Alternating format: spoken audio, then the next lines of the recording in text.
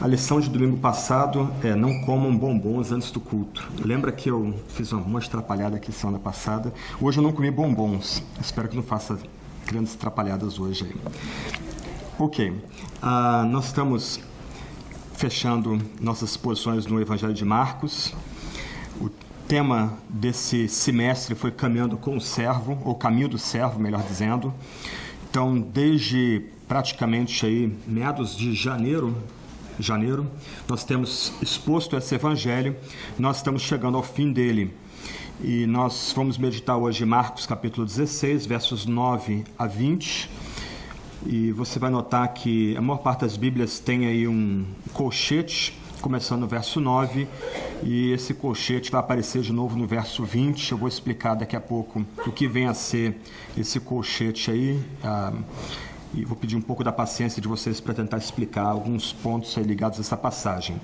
Mas nós vamos tratar aí do que ocorre imediatamente após os eventos da morte e da ressurreição de Cristo. Como eu vou chamar a atenção de vocês daqui a pouco para um ponto aqui, toda a narrativa que começa no capítulo 16, verso 1, continua até o capítulo 16, verso 14. Tudo que é narrado aí ocorre no intervalo de um dia, chamado Dia do Senhor. Então vamos ler essa passagem e vamos tentar entender o que Deus tem a dizer para nós essa manhã aqui. O texto diz: depois de ressuscitar, cedo no primeiro dia da semana, Jesus apareceu primeiramente a Maria Madalena, da qual havia expulsado 7 demônios. E ela foi anunciar isso aos que haviam andado com ele, que estavam tristes e chorando. Quando souberam que ele estava vivo e que fora visto por ela, não creram. Depois disso, ele se manifestou sobre outra forma a 2 deles que iam a caminho do campo, os quais foram anunciá-lo a outros, mas nem a esses deram crédito. Por último, então, apareceu aos 11, estando eles à mesa, e criticou-lhes a incredulidade e a dureza de coração, por não terem dado crédito aos que o haviam visto ressurreto. E disse-lhes: ide por todo mundo e pregai o evangelho a toda criatura.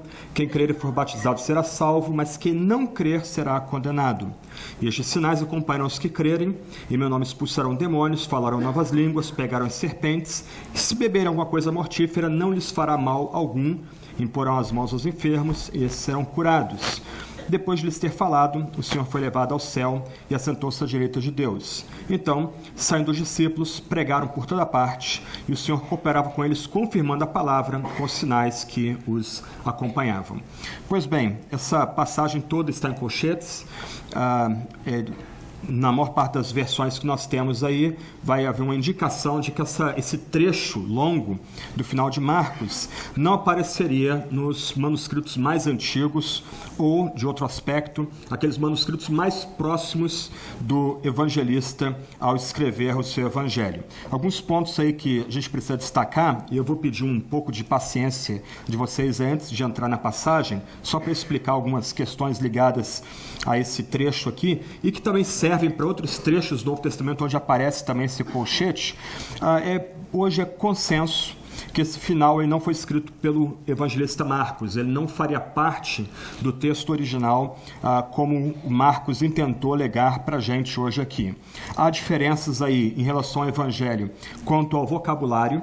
Há palavras nesse trecho aí que não aparecem em nenhum momento no evangelho de Marcos.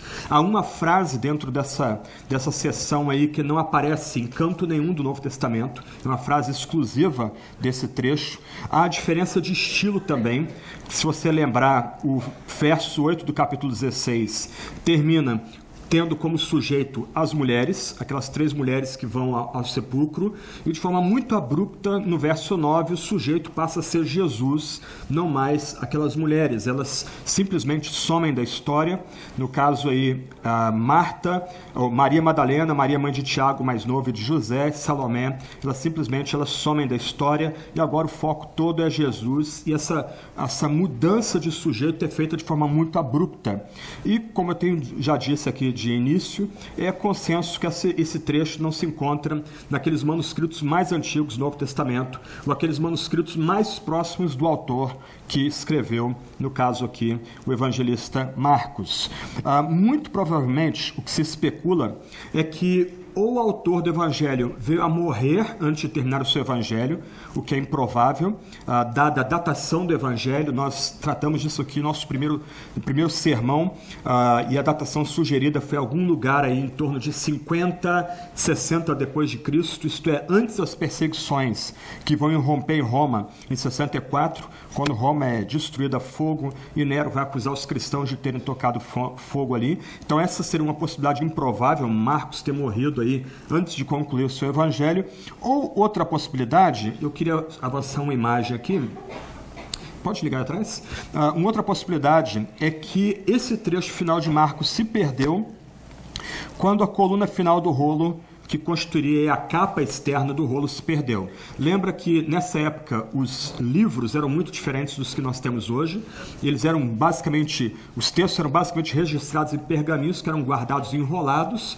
E se você notar aqui nessa imagem, ela ilustra bem, não é a imagem dos evangelhos, ok, de um pergaminho dos evangelhos, de um rolo dos evangelhos, mas ela ilustra bem o que poderia ter acontecido com o manuscrito final de Marcos. A parte final ficaria na parte externa e a parte final sendo destruída antes dela ter sido registrada ou copiada para a posteridade.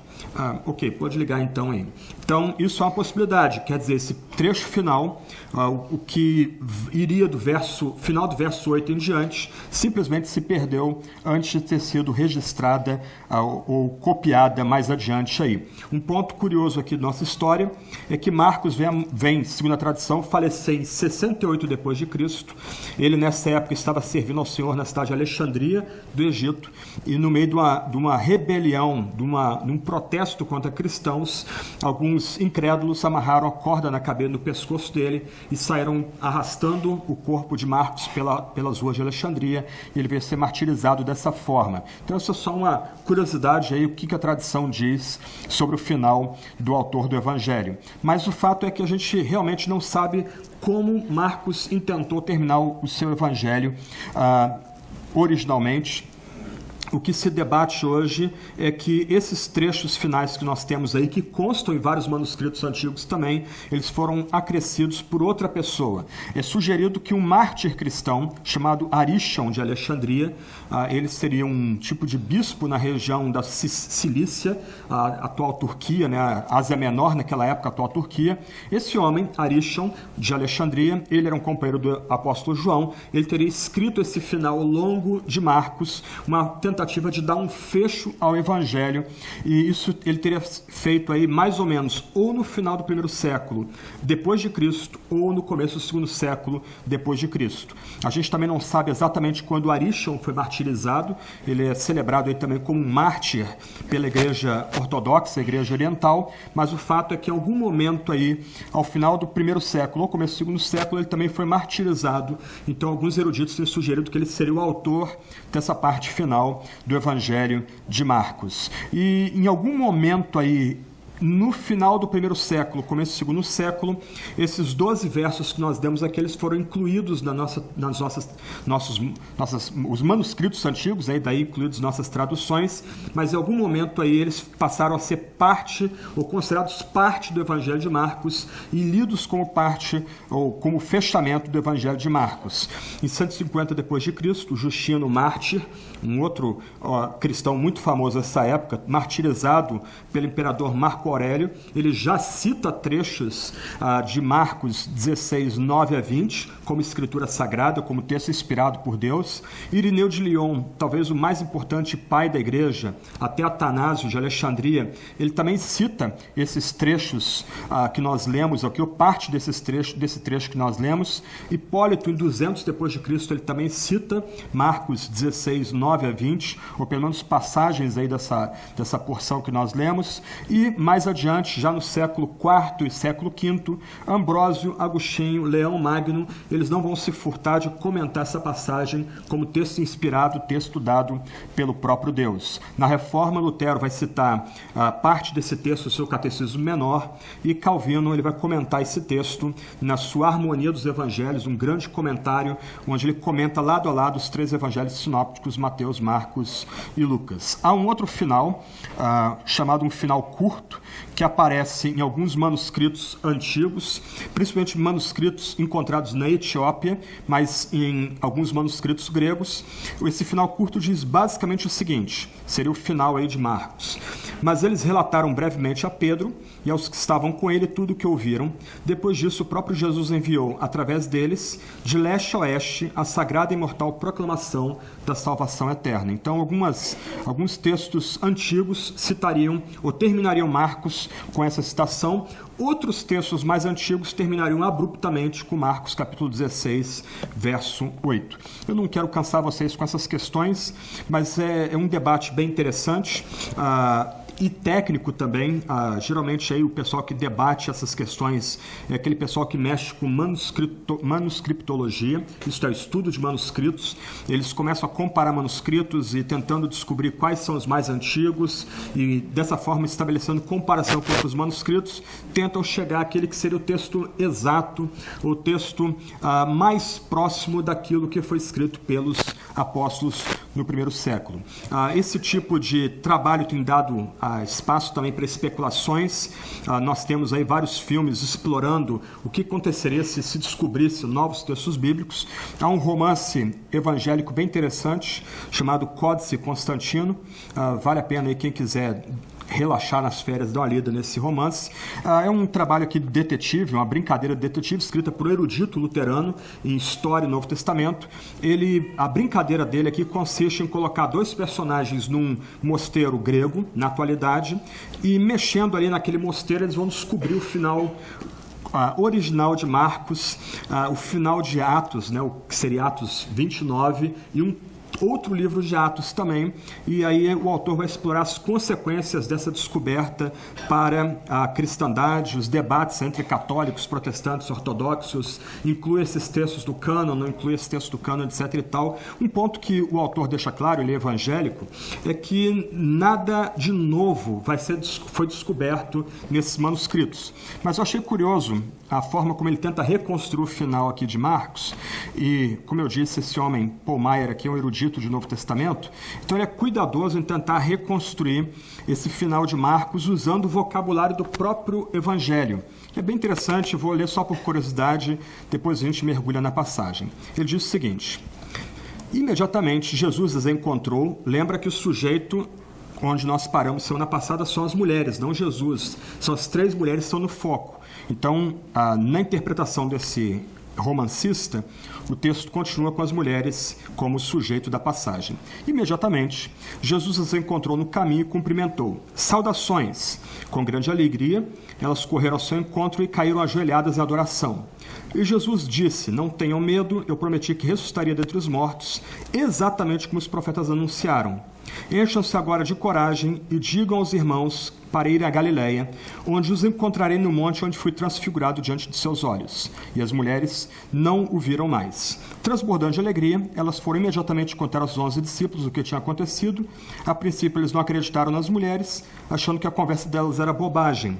Mas então o próprio Jesus apareceu no lugar onde eles estavam escondidos, em Jerusalém, por medo dos judeus. Jesus repreendeu os discípulos por causa de sua incredulidade e citou as escrituras que afirmavam que ele se levantaria dos mortos. Jesus até comeu diante deles para mostrar que não era um espírito como temiam. Depois Jesus os deixou novamente. Cheios de alegria, os 11 foram imediatamente para o monte da Galiléia, como Jesus havia ordenado. Novamente, Jesus apareceu a eles e disse: vão e façam discípulos entre as pessoas de todas as nações, batizando-os em nome do Pai, do Filho e do Espírito Santo. Devem também lhes ensinar a obedecer todos os meus mandamentos, pois estarei sempre com vocês. Jesus os deixou mais uma vez, porém reapareceu a eles e a outros cristãos durante 40 dias, após ressuscitar dentre os mortos. Por fim, em Jerusalém, para onde os discípulos haviam retornado, Jesus lembrou-os novamente de que, como suas testemunhas, deveriam proclamar arrependimento e perdão dos pecados em nome dele em todas as nações. A seguir, Jesus levou os discípulos para fora da cidade, para o Monte das Oliveiras, perto de Betânia, onde ascendeu ao céu, de onde tinha vindo. Os discípulos retornaram a Jerusalém com grande alegria, contando as boas notícias a todo mundo, esperando a bênção do Espírito Santo. Obviamente, é uma brincadeira do autor, ele cria ali um romance de detetive de fundo cristão, mas ele, de forma respeitosa, ele tenta recriar o que seria supostamente esse final de Marcos. Eu acho muito difícil que alguém venha achar um manuscrito perdido, né? Algumas pessoas falam lá da famosa carta de Laodiceia, que Paulo cita nas suas epístolas.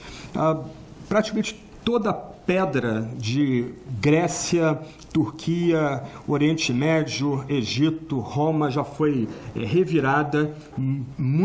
É muito improvável que alguém venha descobrir algum tipo de manuscrito novo que venha ser agregado à Sagrada Escritura, que venha talvez a mudar alguma percepção que a gente tenha da Sagrada Escritura.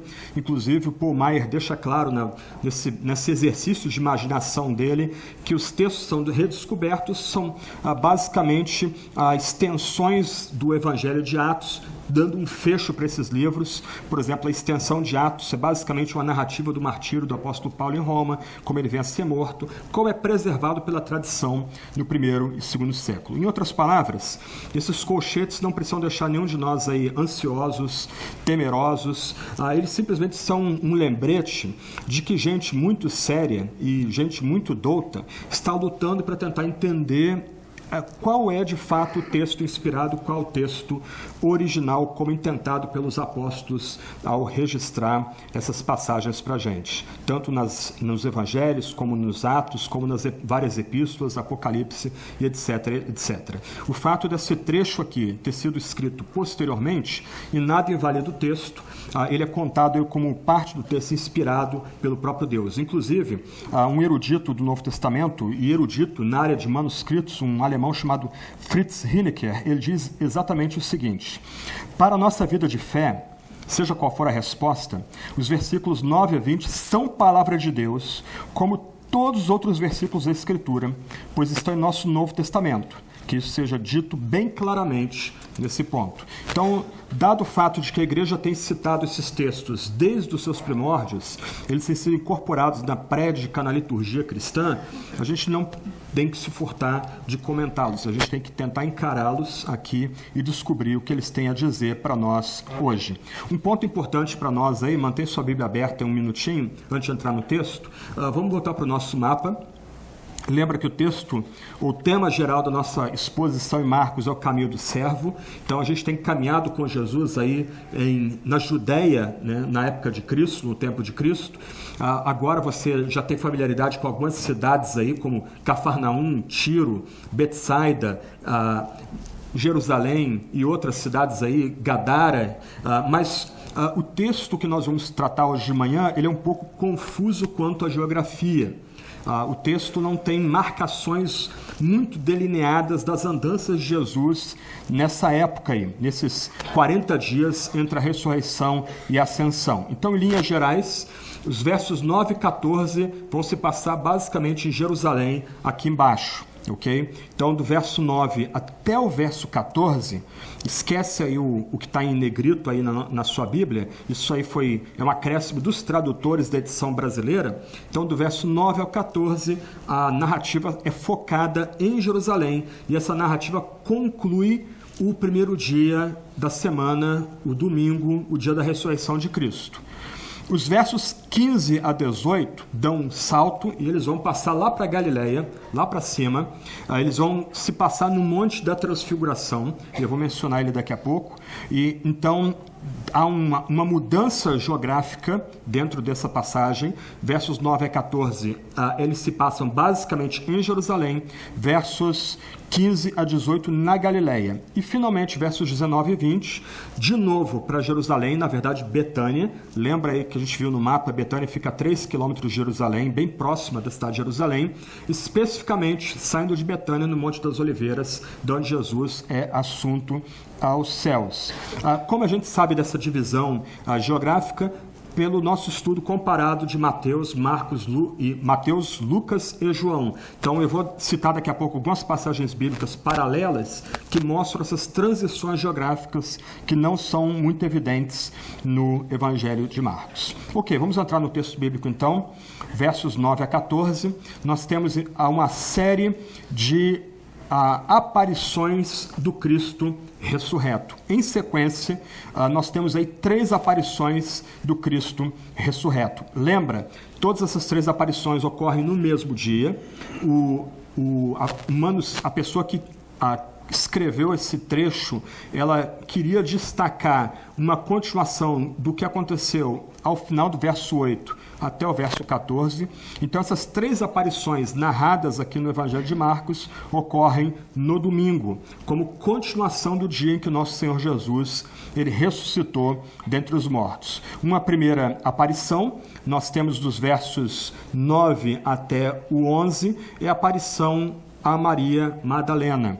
Jesus aparece como um tipo de jardineiro. Se você notar aí verso 9, isso ocorre logo depois que Jesus ressuscitou, ainda no primeiro dia da semana, o domingo. Então Maria, ela vai ao lugar onde Jesus supostamente seria sepultado, e ela encontra ali um jardineiro trabalhando. A gente sabe desses detalhes, porque basicamente esses 3 versos são um resumo da narrativa que se encontra no Evangelho de João, capítulo 20, versos 11 a 18. Alguns comentaristas sugerem que essa aparição a Maria Madalena se dá por conta da libertação que Jesus concedeu a ela, expulsando ela esses 7 demônios. A ideia do 7 aqui não é um número cabalístico, quer dizer que Maria Madalena era assediada e dominada de forma completa por um grupo de demônios. O 7 aí teria a ideia de completude, então um tipo de possessão que ela sofria, uma possessão completa, e é dito aqui que Jesus havia expulsado esse grupo completo de demônios da vida dela. Ela foi exorcizada por Cristo.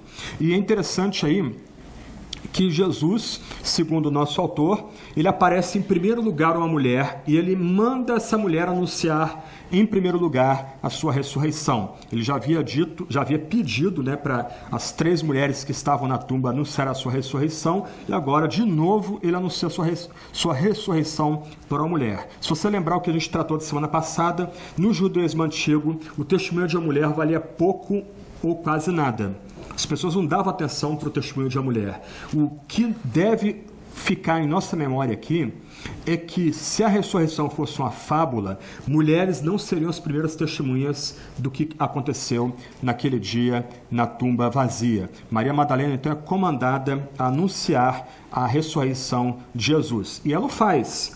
É dito aqui que aqueles a quem ela se dirige estavam tristes e chorando. Pelo que a gente sabe aí do Evangelho de João, ela vai aos discípulos que estavam escondidos em Jerusalém com medo dos judeus. Mas o que acontece aí é que quando eles sabem que ela anuncia, melhor dizendo, que Jesus está vivo, aquelas pessoas não creem no relato de Maria Madalena. E o ponto aqui que o texto quer frisar para a gente é que elas não creem no relato, não é porque ela é mulher, mas por causa da incredulidade, da dureza do coração deles, da tristeza que impedia-os de crer que aquele com os quais ele havia andado 3 anos, ou eles haviam andado durante 3 anos, ele de fato levantou dentre os mortos. Aí nós temos outra aparição. Jesus agora aparece como um viajante. Os versos 12 a 13 são um resumo de Lucas 24, 13 a 35. É um resumo bem resumido aí de uma passagem bem bacana, bem bonita do Evangelho de Lucas. Nós temos então Jesus aparecendo a 2 discípulos o caminho de Emaús. O texto tem uma nota curiosa, diz que ele se manifestou sobre outra forma. Não me pergunto o que isso significa. Eu não ressuscitei ainda, não vi Cristo ressuscitado ainda, então não saberia dizer o que significa ele se manifestar sobre outra forma. Em Lucas a gente descobre que eles viram Jesus como que revestido de um véu, a semelhança de Moisés descendo do monte Sinai, lá em Êxodo capítulo 33 em diante. Mas o fato é que o texto não menciona o que é essa outra forma, e aquelas pessoas, aqueles 2 caminhantes ali, viajantes, eles reconhecem Cristo como ressuscitado. De novo eles procuram os discípulos, mas esses não vão dar crédito nenhum ao relato desses 2 homens que encontraram Jesus como um viajante no campo. E a gente tem uma última aparição de Jesus como ressuscitado. Verso 14. Tudo isso acontecendo no mesmo dia, na sequência da ressurreição de Cristo dentre os mortos. Então, no último dia, ele aparece, nesse primeiro dia da semana, ele por último aparece aos 11, Judas é excluído aqui, ele não é contado aqui, então ele aparece aos 11, os chamados apóstolos, eles estavam à mesa. E lembra que a mesa daquela época não era como nossas mesas, não havia cadeiras, as mesas eram baixas e aqueles homens sentavam em almofadas e ficavam reclinados à mesa, com um cotovelo na mesa e se alimentando com a outra mão. Então eles ali reclinados à mesa, Jesus aparece diante deles. Imagina o espanto ali, né? Eles desanimados, o texto do verso 10 diz que eles estavam tristes e chorando, e de repente Jesus entra naquele ambiente e ele começa agora a criticar a incredulidade e a dureza de coração, porque eles não acreditaram nos 2 testemunhos anteriores de que ele havia de fato ressuscitado. Aí a gente para aqui. Essas 3 aparições, elas ocorrem no mesmo dia, em Jerusalém ou ao redor de Jerusalém, nas cercanias de Jerusalém. O que o autor quer destacar para nós aqui? Ele quer frisar que Cristo de fato ressuscitou, e ele ressuscitou na carne. O que ele quer lembrar para nós aqui é que havia naquela época provas cabais de que o mesmo que foi levantado na cruz e morreu pelos nossos pecados e foi sepultado, ele ressuscitou de fato dentre os mortos. Para os primeiros discípulos cristãos, para os primeiros seguidores de Cristo, para aqueles que vêm depois recebendo a mensagem do Evangelho, a ressurreição não é uma ficção, o relato da ressurreição não é uma lenda, mas para aqueles homens, Cristo de fato ressuscitou dentre os mortos. Como eu brinquei semana passada, se Maria Madalena estivesse ali com o seu celular, ela teria feito um selfie, ou teria filmado de fato Cristo ressuscitado. Ao frisar que Cristo apareceu aos 11, estando eles à mesa, é lembrado por outras passagens que esse mesmo Cristo ele comeu e bebeu com os seus discípulos, ele ceou com os seus discípulos. Um espírito não pode fazer isso, um fantasma não pode fazer isso, só alguém que foi ressuscitado na carne, aquele que teve a sua carne reconstituída e vida dada a ele novamente, pode se alimentar e beber. Então o que o autor quer frisar para nós aqui, por meio dessas 3 narrativas de aparições do Cristo ressuscitado, é que Cristo de fato ressuscitou dentre os mortos. Esse é um ponto chave da fé cristã. Ninguém pode dizer que é cristão se não crer nesse ponto.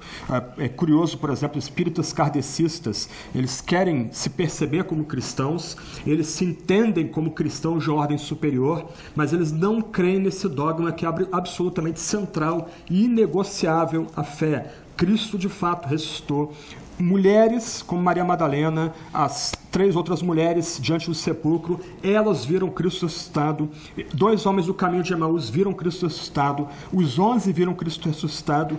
Paulo viu como um aborto, alguém nascido fora do tempo, um filho abortivo. Ele viu Cristo ressuscitado, e como ele vai mencionar, mais de 500 pessoas que estavam vivas 20 anos depois da ressurreição de Cristo viram-no crucificado. Então, esse é um aspecto aqui do texto. O que o autor quer frisar é que há testemunhos da ressurreição de Cristo. Essa ressurreição ocorreu em nossa história, em algum momento aí entre 31 e 33 depois de Cristo. Essa ressurreição mudou toda a história antiga. Nós continuamos sentindo as ondas que vêm da ressurreição de Cristo entre os mortos até hoje entre nós. Cristo de fato ressuscitou e ele apareceu pelo menos a 3 grupos de pessoas no mesmo dia da sua ressurreição. Agora, um ponto importante para nós aqui é que a palavra crer ou correlatos, como incredulidade ou não crer, vão aparecer 7 vezes nessa passagem. No verso 11, nós temos aí que a nota de que os discípulos não creram no relato de Maria Madalena.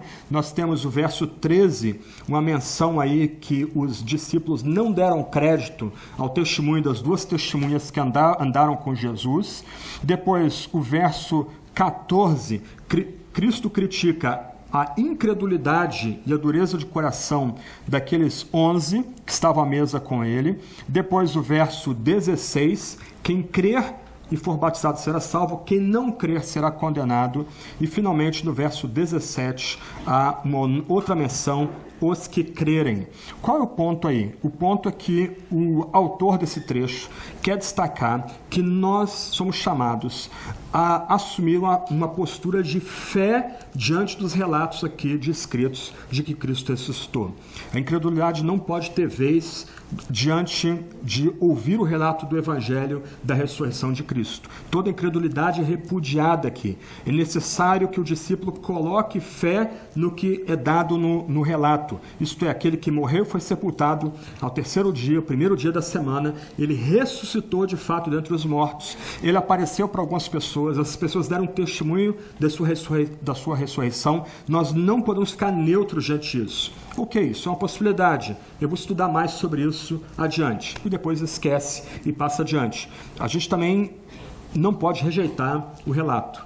Se nós o rejeitarmos, é jogado em nossa cara que nós permanecemos em incredulidade. É exigido da gente fé diante do relato. Semana passada, eu tentei elencar aqui vários argumentos que a gente pode colocar diante de incrédulos para tentar argumentar a respeito da viabilidade ou da possibilidade da ressurreição de Cristo dentre os mortos. Mas eu reconheço que a Escritura não trata a ressurreição de Cristo como mera possibilidade. A Escritura trata a ressurreição de Cristo como certeza. E aqueles que ouvem esse relato devem colocar fé no que é narrado nos evangelhos. Não há espaço para neutralidade e dureza de coração é totalmente repudiada no evangelho. Agora, um ponto importante aqui, aliás, três pontos aqui para a gente meditar antes de continuar a considerar a passagem bíblica.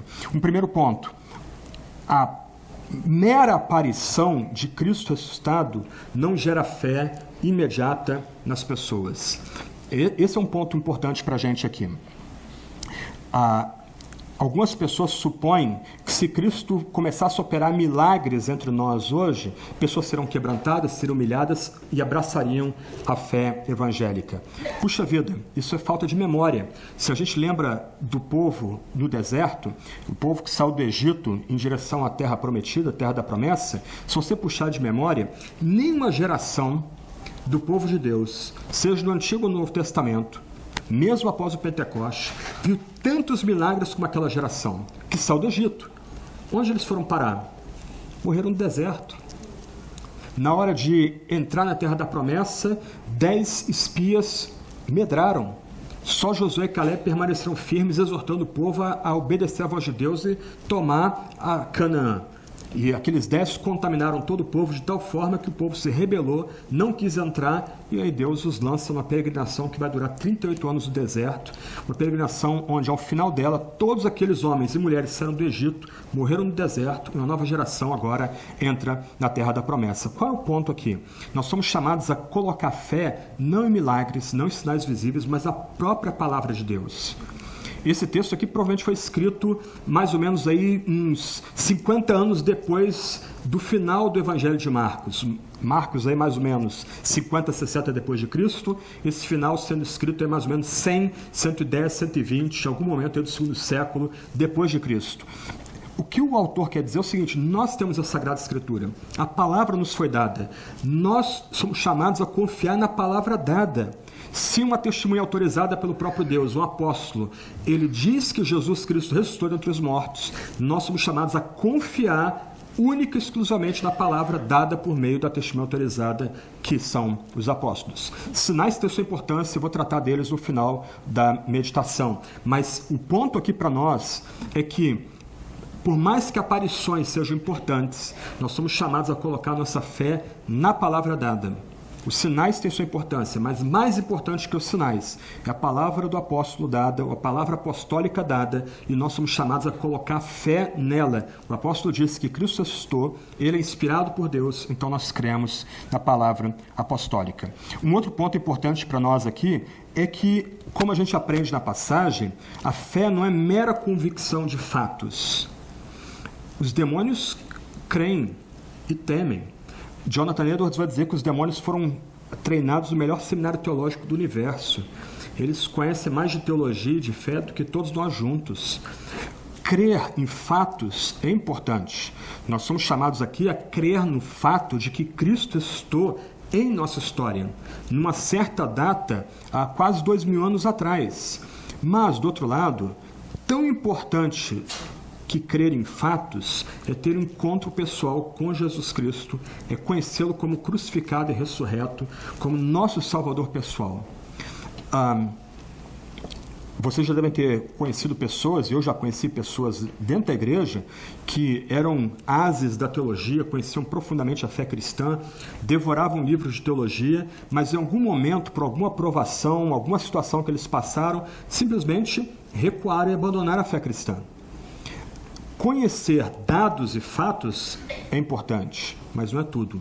Ou colocando de outro lado aqui, conhecer as histórias bíblicas, amar teologia, isso tudo não é um fim em si mesmo, mas é um meio pelo qual nós somos levados a conhecer mais a Deus, conhecer mais a Cristo, ser transformados cada vez mais à imagem de Cristo e permanecer ou perseverar esperando a vinda gloriosa dele. Então, simplesmente conhecer esses fatos aqui, conhecer esses dados, entendê-los intelectualmente, isso não é suficiente. Tanto quanto entendê-los, nós precisamos ser transformados por esses fatos, ou em outras palavras, esses fatos precisam levar a gente a ter um encontro com Cristo vivo, o Cristo que está sentado à direita de Deus o Pai, de onde vai vir a julgar os vivos e os mortos. Esse é o fim de todas as informações que o autor coloca para a gente nesse trecho final do Evangelho. Mais do que conhecer que Cristo ressuscitou, nós somos levados a ter um encontro com Cristo ressurreto. Os fatos são importantes, mas eles são um meio pelo qual a gente vai conhecer mais a Cristo, ser moldados à imagem de Cristo e transformados à imagem de Cristo. E último ponto, antes de a gente continuar aqui. Vamos colocar toda essa história em contexto. Quem está no centro da história aqui, quem é por assim dizer, exortado aqui nessa história, são justamente aqueles homens que andaram durante 3 anos com Cristo por toda a Galileia, por toda a Judéia, foram no estrangeiro ver milagres de Jesus, entraram na terra dos Gadarenos. Esses homens que viram os milagres de Cristo, Jesus multiplicando pães e peixes 2 vezes, Jesus exorcizando pessoas endemoniadas, Jesus fazendo curas, Jesus confrontando a estrutura religiosa iníqua da sua época, Jesus profetizando os elementos da sua vinda, ou quando ele viria, essas pessoas na hora da verdade. Quando Jesus, que já havia profetizado que ele ressuscitaria dentre os mortos, na hora da verdade essas pessoas têm o coração endurecido, elas estão em incredulidade. O que a gente precisa lembrar é que muitas vezes crentes vão ser levados a uma situação de incredulidade. No caso aqui, eles são levados a essa situação por causa da tristeza que eles estavam passando. O texto aqui não esconde isso. O texto vai lembrar que eles estavam tristes, eles estavam chorando, eles estavam chocados porque aparentemente toda a missão messiânica de Cristo chega ao final. Então, muitas vezes, tristezas, pecados nossos, ação demoníaca vão nos levar a ter crises de fé. Um ponto muito importante para nós aqui, e essa talvez seja uma dos problemas sérios que nós enfrentamos no nosso meio, é que criou-se a ficção de que o cristianismo, a fé cristã é para gente forte, para gente corajosa, para gente vitoriosa. O cristianismo vendido como uma grande aventura, tipo um cartaz de alistamento, né? Venha viver sua grande aventura na vida, torne-se cristão. O cristianismo é um mar de rosas, Cristo nunca vai lhe abandonar, coisas desse gênero. Mas o que a gente precisa lembrar é que o cristianismo aqui é para fracos, para os quebrados, para os humilhados.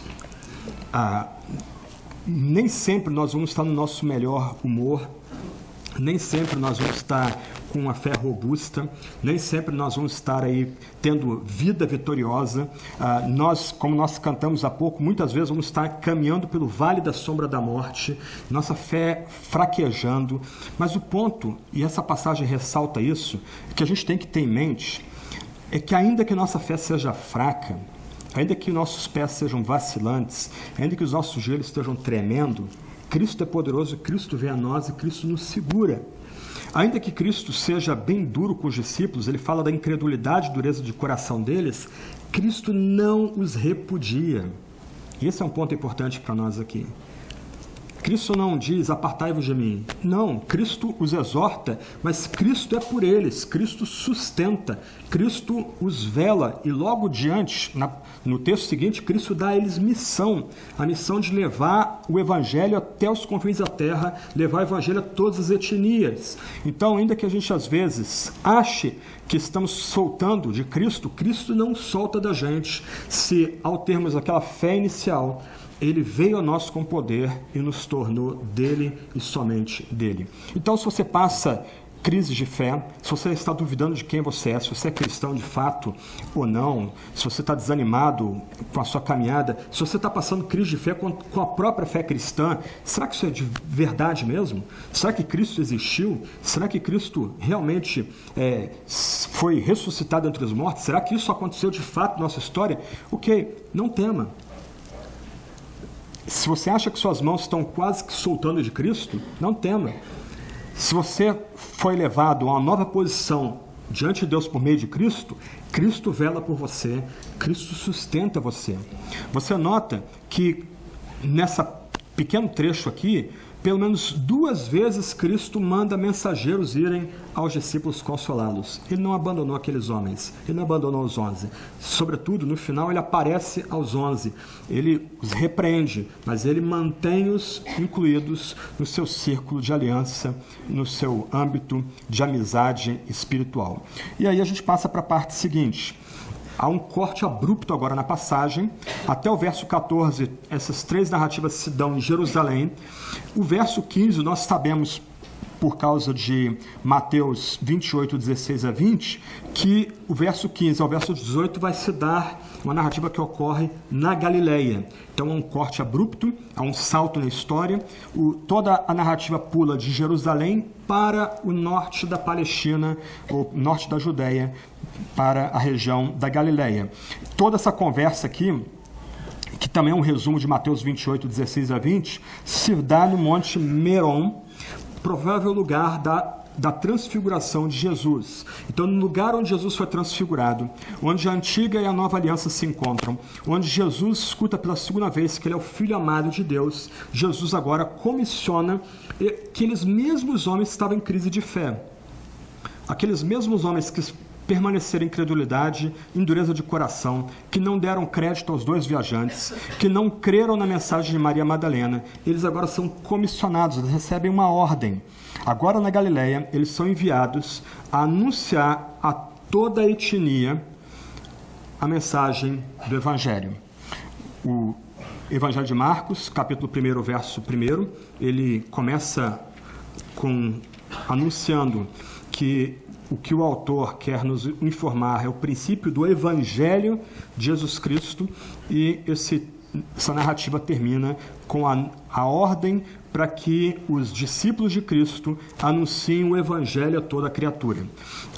O id aqui é uma ordem, é um comando, o mundo aqui é o campo, a criatura são etnias, então a ordem é pregar para toda etnia. E pregar o quê? Pregar Evangelho.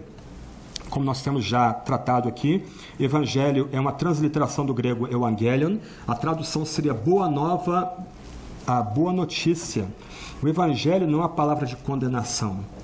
O Evangelho não é uma palavra de ira de Deus para nós. O Evangelho é boa nova de Deus para nós, a boa nova de que o mundo foi criado por Deus, foi criado bom, os seres humanos caíram, eles não só se conspurcaram, mas mancharam, por assim dizer, toda a criação, mas Deus não desiste da criação, envia o único filho dele, tendo enviado seus profetas antes, agora, na plenitude dos tempos, envia seu único filho é rejeitado pelas gentes, ele é crucificado pelos nossos pecados, sepultado, ressurreto segundo a Escritura, e morto e sepultado e ressurreto por causa de nossos pecados. Isso é o Evangelho. É isso que aqueles homens que haviam permanecido incrédulos e com dureza de coração, são agora comandados a anunciar em todo o mundo a toda a criatura. Eles são chamados agora são enviados agora a anunciar que o Cristo morto e ressurreto é o único caminho pelo qual homens e mulheres podem ser reconciliados com o Deus vivo. Então, o texto agora, verso 15, abre com essa ordem dos discípulos irem. Nós continuamos sendo comandados a ir, a anunciar o Evangelho. Geralmente nós pensamos no id aqui como um envio formal da igreja, aí nós pensamos imediatamente aqui em missionários que são destacados pela igreja para se dedicar exclusivamente à tarefa de anunciar o Evangelho a outras criaturas, a outras etnias, mas a ideia aqui é um pouco mais ampla, a ideia é que todos nós somos chamados a falar sem parar dessa boa nova de que Cristo morreu, foi sepultado, ressurreto por causa dos nossos pecados, como diz a Escritura. Então, essa é a ordem que é dada para todos os discípulos. Nós somos chamados aqui a obedecer essa ordem, anunciando o Evangelho a toda criatura. Essa boa notícia: Deus permanece amando os piores pecadores. Ele enviou seu Filho para morrer pelos pecados dos piores transgressores. Esse Filho foi sepultado, ele morreu de fato. Ao terceiro dia ele ressuscitou dentre os mortos, como a Escritura dá testemunho. Verso 16, há uma nota bem interessante aí. Quem crer e for batizado será salvo, mas quem não crer será condenado. Aqui não é uma causa e efeito. É necessário crer e ser batizado para ser salvo. Se fosse assim, então o texto continuaria dizendo: quem não crer e não for batizado será condenado. Então o texto não está ensinando aqui a necessidade do batismo para a salvação, como por exemplo alguns menonitas continuam crendo até o dia presente. O que o texto lembra aqui é que quem crer é chamado a professar publicamente sua fé diante de homens e mulheres. E esse anúncio público, o anúncio de que nossa vida não pertence mais a nós mesmos, é o batismo. O batismo é essa marca que é colocada sobre nós, lembrando que a gente não pertence mais a nós mesmos. Aqui a gente pode lembrar que no mundo antigo era bem comum pessoas marcarem seu corpo como sinal de pertencimento a divindades ou mesmo ao Estado romano. Eu imagino que vários de vocês viram o famoso filme Gladiador, uma obra belíssima e que colocou aí no circuito de novo os filmes de sandália e espada, como eram chamados na década de 50 e 60, mas é uma cena bem interessante naquele filme. Máximo agora já é despojado do seu cargo no Senado, já não comanda mais legiões de Roma na fronteira da Hungria e da Áustria, ele agora está no norte da África, ele é um escravo e ele está raspando 4 letrinhas no ombro dele: SQPV, pertence ao povo e Senado de Roma. E o outro gladiador, um escravo africano, vira para ele e pergunta: você está tentando tirar a marca das suas divindades do seu corpo? E ele, segurando para não gritar ali, com a pedra rasgando a sua pele, sangue escorrendo, diz: sim, eu estou tentando tirar essa marca de mim. O batismo é essa marca que Deus coloca sobre a gente. Então, todo aquele que crê vai buscar o batismo como sinal de que a vida dele não pertence mais a ele mesmo, mas foi marcada de forma indelével, de forma completa. Essa vida pertence não mais a ele, mas pertence àquele que o marcou, Jesus Cristo. O batismo, então, é esse sinal de que nossa vida não pertence mais a nós mesmos. Obviamente, do outro lado, quem não crê não vai querer procurar o batismo. Okay? O batismo não é para ser procurado por quem quer ser membro de uma igreja, para se sentir amado, acolhido. Infelizmente, muitas pessoas encaram o batismo dessa forma, mas o batismo é aquela marca pública onde as pessoas reconhecem que aquela pessoa que é imersa ou lavada com água não pertence mais a ela mesma, mas agora é marcada para pertencer exclusivamente ao seu Salvador. Então, quem não busca o rito do batismo é aquela pessoa que permanece em incredulidade, aquela pessoa que tem vergonha de expor a sua fé em público, de que as pessoas liguem ela com o Cristo morto e ressuscitado, com o Senhor exaltado. E aí, versos 17 e 18, nós temos a menção a uma série de sinais. O ponto importante para nós aqui é não perder, já que a gente gosta tanto de futebol, né, na lista dos meninos, não perder a trajetória da bola aqui. Geralmente, a tentação nossa aqui nos versos 16 e 17 e 18 é sair tentando debater o que são esses sinais, o que eles significam, se eles continuam hoje ou simplesmente cessaram. O ponto para nós aqui é o seguinte: o que torna a fé cristã distinta de outras ideias religiosas ou mesmo de filosofias? De um lado, presta atenção, nós somos chamados a colocar a fé na voz profética apostólica. são profetas e apóstolos que trazem o anúncio da salvação para a gente. Nós somos chamados a colocar nossa fé exclusivamente na mensagem que vem dos profetas, dos santos profetas e santos apóstolos. Eles falaram, a gente fica calado, a gente estende as mãos e recebe o que eles falaram como verdade. Eles foram as testemunhas inspiradas. 2 de Pedro vai lembrar que foi o Espírito Santo que moveu, a palavra ali é muito forte, o Espírito Santo tomou aqueles homens que escreveram a Escritura e guiou-os a escrever a Sagrada Escritura. Mas, para distinguir a fé cristã de outros credos, outras religiões, outras filosofias, algumas vezes Deus se agrada de, enquanto pregamos a mensagem profética e apostólica, Ele confirmar a veracidade dessa mensagem profética e apostólica por meio de sinais. E eles ocorrem.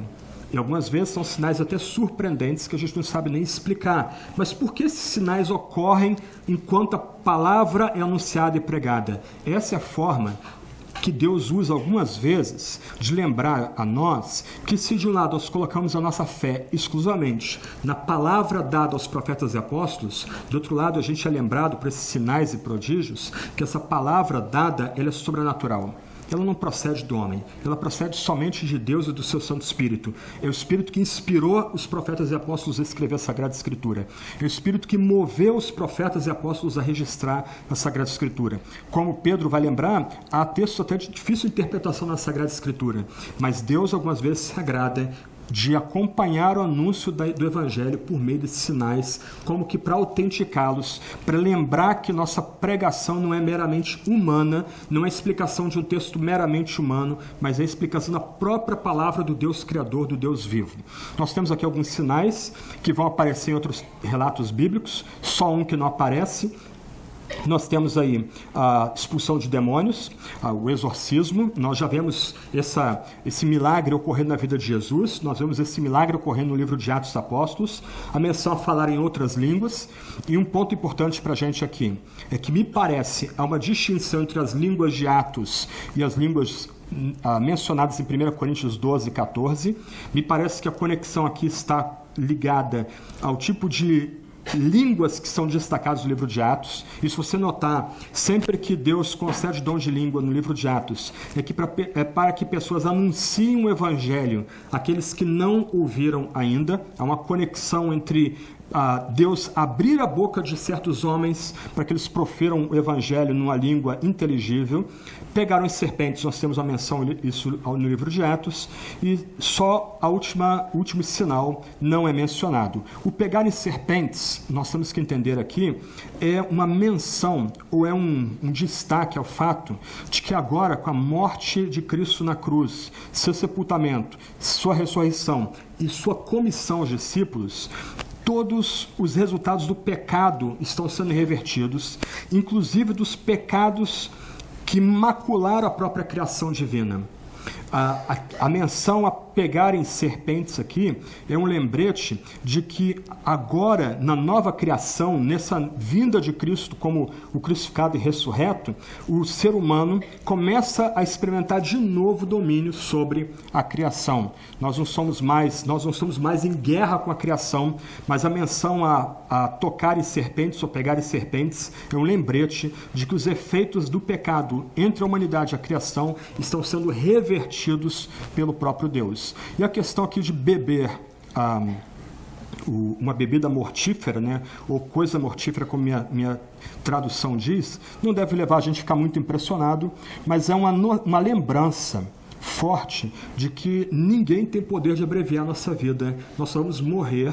As testemunhas do Evangelho só irão morrer quando Deus assim o quiser. Enquanto Ele não quiser, Ele não vai permitir que nenhum ser humano intente o mal contra os seus servos. Ele vai preservá-los para que eles continuem anunciando o Evangelho. Um ponto muito importante aqui, então, que a gente não pode perder de vista, é que esses sinais eles vêm como um tipo de autenticação ao Evangelho anunciado pelos discípulos. Nossa tarefa, então, sobretudo, é pregar o Evangelho. Nosso chamado aqui, para todos nós aqui, é pregar o Evangelho, é a tempo e fora de tempo falar de Cristo como crucificado, sepultado, ressurreto, por causa de nossos pecados, como testemunhado na Escritura. Mas, se de um lado a nossa tarefa é pregar o Evangelho, e nós somos exortados aqui a anunciar o Evangelho para nossos parentes, nossos amigos, para quem Deus coloca em nossa frente, colegas de trabalho, etc. e tal, algumas vezes Deus vai ser servido em vir miraculosamente em socorro desse evangelista, desse que foi para anunciar o Evangelho, para autenticar essa mensagem com algum tipo de sinal. A gente tem que lembrar que esses sinais mencionados aqui não são os únicos que vão aparecer no restante da Escritura Sagrada, não são os únicos que vão ser mencionados pela tradição primitiva após o final do período apostólico. Há muitos outros sinais que Deus faz entre nós. Esses sinais aqui são uma lista resumida, representativa, mas o fato é que se a nossa tarefa é pregar o Evangelho, e pregar o Evangelho da forma mais fiel possível, algumas vezes Deus graciosamente vem a nós e Ele vai autenticar a nossa pregação com algum tipo de sinal e prodígio. Mais uma vez a gente tem que lembrar, pensando na narrativa anterior, que nós chamamos pessoas a colocar fé no Evangelho, não em sinais e prodígios. É possível a pessoa ficar muito impressionada com sinais e prodígios e permanecer na sua dureza e incredulidade, sendo condenada ao final. Um erudito, ele diz o seguinte a respeito dessa passagem: a maioria dos sinais aqui mencionados pode ser encontrada tanto nos outros evangelhos como no livro de Atos, exceto de escapar ileso depois de beber veneno, embora isso seja mencionado na tradição primitiva. É importante perceber que mesmo esse autor da igreja primitiva não sugere que esses sinais devam acontecer sempre e para todos. Não devemos tomá-los por certo e provar a Deus. Tem uma serpente aqui, vou tentar cumprir na minha vida aqui o que Jesus ensinou em Marcos 16. Pega a serpente. Poxa, Jesus não cumpriu a palavra, mas lembra, os sinais aqui são dados para autenticar o anúncio e a pregação do Evangelho. Ninguém vai beber cicuta aqui para provar se o texto é verdadeiro ou não. Isso é tentar Deus, é tentar provar a Deus. Esses sinais, são sinais do reino de Deus. Se eles acontecem, devemos aceitá-los com gratidão, caso venha a ocorrer, mas a nossa mente deve estar fixada no reino e não em seus sinais. Mais uma vez, lembrando, a geração que sai do Egito, vendo as divindades egípcias sendo destruídas, o comando de Deus sobre a criação, o comando de Deus sobre as hostes do faraó e sobre o próprio faraó, a travessia do Mar Vermelho, maná descendo do céu, codornizes, essa geração morre no deserto. Sinais são importantes, mas eles têm um papel limitado para nós. Os sinais vêm para autenticar a mensagem de salvação. A mensagem é mais importante, ela é central e é por meio dela que a gente vai ter um encontro com Cristo vivo. Finalmente, para encerrar, versos 19 e 20, nós temos o relato da ascensão de Cristo, mais um corte abrupto. E a gente sabe desse corte abrupto pela narrativa de Lucas 24, 50 e 53. Jesus agora está em Jerusalém, ele sai de Jerusalém e vai para Betânia, ele vai dar as últimas instruções para os discípulos em Betânia, caminha na direção de Jerusalém, de novo, e ele sobe ao Monte das Oliveiras, e no Monte das Oliveiras ele é assunto aos céus. Ainda que o verso 19 pareça dar a ideia de que a grande comissão é dada, essa ascensão ocorre na sequência da grande comissão, há um intervalo de tempo aí. Entre a ressurreição de Cristo, como narrada em Marcos 16, 1 até 14, e Marcos 16, 19 a 20, você tem um período de 40 dias de intervalo, 40 dias em que Cristo ressuscitado esteve entre nós, ensinando, confortando, consolando e no final dando a grande comissão para os discípulos. O texto fala que o Senhor foi elevado ao céu e assentou-se à direita de Deus. A ideia básica aqui, pode avançar um quadro, só um parênteses, eu gosto demais de arte antiga. Aqui é um quadro de Rembrandt, era membro da Igreja Reformada holandesa, um grande pintor holandês. Isso aqui faz parte de um chamado Ciclo da Paixão, uma série de quadros que ele pintou para retratar a paixão. E é muito legal como é que ele retrata a ascensão de Cristo aos céus, trevas aqui embaixo, luz vindo de cima. É muito legal esse jogo de sombra e luz aqui nesse quadro. Um ponto importante aqui é que Rembrandt quis fazer arte. Então, quem olha os quadros dele não vai saber a que igreja ele pertencia. Isso é arte. A arte não é propaganda de igreja, não é propaganda de denominação. Ele tentou retratar os evangelhos de forma fiel, mas abstraindo aí algumas compreensões que ele tinha. Então, aqui o quadro da ascensão. O tema da ascensão tem sido um tema bem importante para a fé cristã.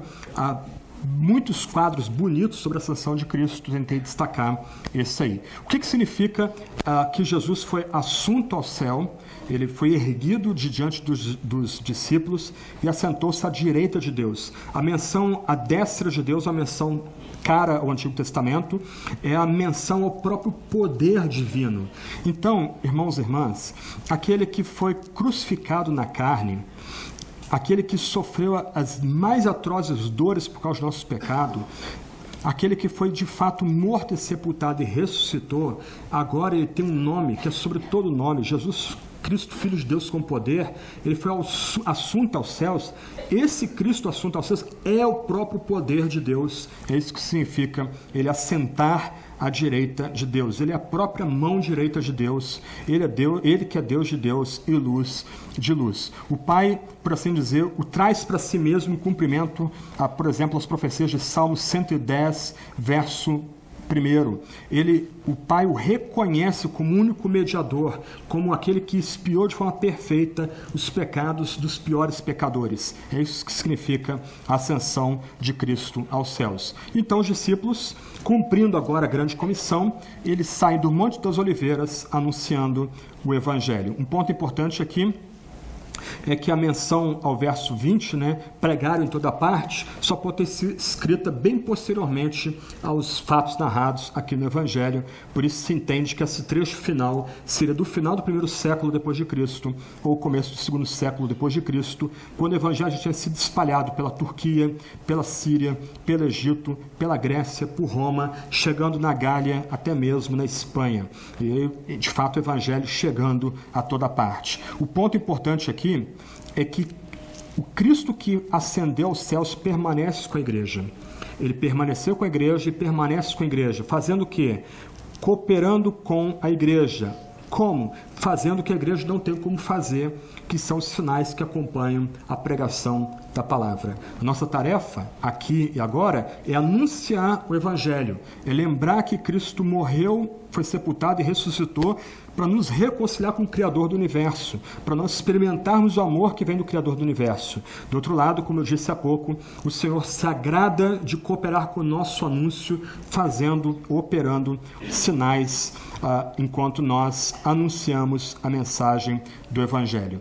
Então, dessa forma, o Cristo assunto aos céus, ele está à direita de Deus o Pai, ele é o poder de Deus o Pai, mas ainda que ele esteja localizado ao lado, à direita de Deus o Pai, esse Cristo também, exaltado, é onipresente, ele está presente na igreja, ele acompanha a igreja, ele faz sinais no meio da igreja para acompanhar e confirmar a palavra dos discípulos. O que a gente precisa lembrar é que o Cristo que morreu e ressuscitou é o Cristo de poder.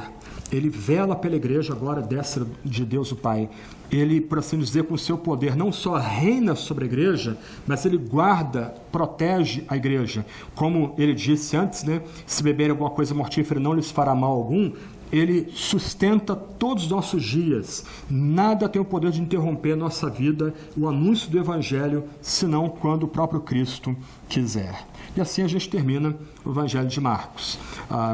Mais uma vez, esse trecho final aí, muito provavelmente não é um texto do próprio evangelista, foi acrescentado depois ao Evangelho, com a forma de dar um fechamento para o Evangelho, já que o final do verso 8 termina de forma abrupta, pois estavam com medo, mas ainda assim a gente pode recebê-lo como texto inspirado e como texto para nos guiar no tempo presente, nos lembrar que mesmo em nossas crises de fé, Cristo é pela gente, Cristo não nos abandona, nós somos lembrados que enquanto nós anunciamos o Evangelho, sinais nos acompanham, e também somos lembrados que o Cristo exaltado permanece velando pela igreja. Eu queria terminar com a citação de Timothy Keller, que escreveu um comentário de Marcos, que a gente já tem recomendado aqui, A Cruz do Rei. É bem legal, praticamente são os últimos parágrafos do livrinho dele, eu queria ler com vocês aí. Ele diz o seguinte: Marcos nos deixou a história de Jesus e afirmou que essa é de fato a verdadeira história do mundo. Ele tinha de vir e morrer, para desfazer tudo aquilo que fizemos para prejudicar o mundo. Depois de 3 dias ele ressuscitaria, e um dia voltará para inaugurar a nova criação. O Evangelho é a história definitiva que mostra a vitória nascendo da derrota, a força emergindo da fraqueza, a vida emergindo da morte e a salvação brotando do abandono. E por ser uma história verdadeira, ela nos dá esperança, pois sabemos que a vida é de fato desse jeito. Mas ela pode ser também a sua história. Deus criou você para amá-lo acima de todas as coisas, mas o perdeu. Ele voltou para buscá-lo, mas teve de ir para a cruz para fazer isso. Ele absorveu a escuridão, para que um dia você finalmente possa, de forma deslumbrante, tornar-se verdadeiro e tomar assento no divino banquete eterno. Para aqueles que ainda não creem em Cristo, corra para Ele. Você não sabe que está perdendo. Todo conforto, toda direção, tudo que você precisa para viver bem e de forma digna nessa vida está em Cristo. E mais do que isso, toda a confiança para vencermos a morte, para reencontrarmos os nossos queridos, também está em Jesus. Então corra para Cristo, coloque fé em Cristo. Se você não consegue colocar fé em Jesus, não tema, peça para Ele te dar fé. Olha para cima, implora para que Ele conceda o seu espírito, para que fé seja suscitada no seu coração. E para nós que já cremos em Cristo, que a gente permaneça firme nele. Que a gente lembre que mesmo nos maus momentos, Ele permanece pela gente. Mesmo quando a gente não consegue se agarrar a Ele, Ele vem a nós e se agarra a gente. Mesmo quando Ele é duro com a gente, Ele não nos abandona, Ele não nos descarta. Ele repreende para que a gente entre no bom caminho e continue perseverando na fé. Vamos orar e depois o pastor Tiago está com a palavra.